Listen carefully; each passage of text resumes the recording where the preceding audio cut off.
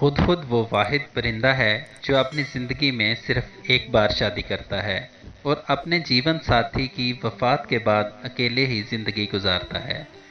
यह अपनी मादा मेहर को खाने की कोई चीज़ पेश करता है।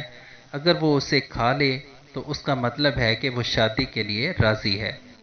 फिर नर उस मादा को अपने घोंसले की तरफ लेकर जाता है। अक्सर औकात किसी दरख्त में सुराख करके बनाया होता है।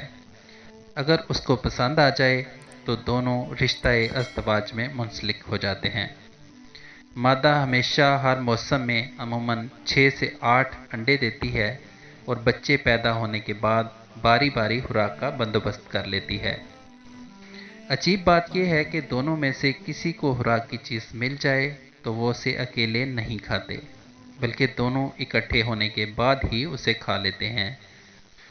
हुदहुद की छठी हिस्स इतनी तेज़ होती है कि वो ज़मीन के ऊपर से ही पानी को महसूस कर लेता है। इसी वजह से हज़रत सुलेमान अलैहिस्सलाम उससे ज़ेर ज़मीन पानी ढूंढने का काम लेते थे।